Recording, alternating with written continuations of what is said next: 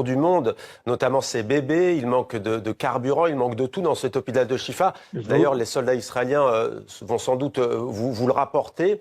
Est-ce que vous allez prendre compte désormais l'urgence humanitaire dans l'enclave palestinienne?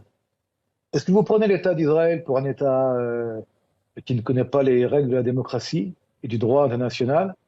Nous sommes une armée d'un État démocratique face au fascisme islamiste intégriste le plus horrible.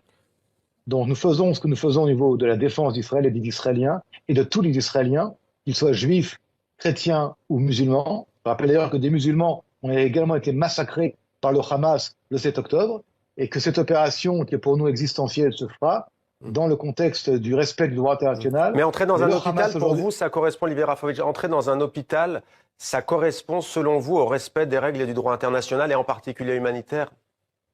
Et pour vous, un hôpital qui est utilisé comme base militaire? Non, moi, je ne donne pas mon point de vue, Olivier Rafovitch. Vous êtes porte-parole de l'armée israélienne, je suis journaliste, je vous pose la question. Non, mais moi, je la pose aussi. Vous êtes journaliste, vous êtes également un être humain. Vous êtes également quelqu'un qui habite en Europe. Un hôpital doit-il être utilisé comme base militaire? La réponse est non, évidemment. Évidemment que non. Il n'y a aucune stratégie militaire qui fait que vous puissiez faire sortir, par exemple, si ces combattants s'y trouvent avant d'entrer dans l'hôpital? C'est impossible? Écoutez, vous connaissez le Hamas, vous avez vu ce qu'ils ont fait. Ils ont massacré des enfants, éventré des femmes, brûlé des gens, brûlé des maisons.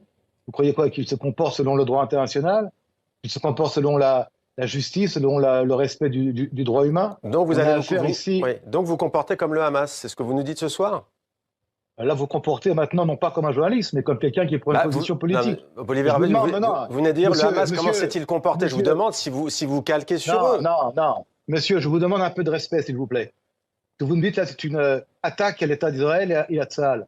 Alors reprenez votre propos pour qu'on le comprenne.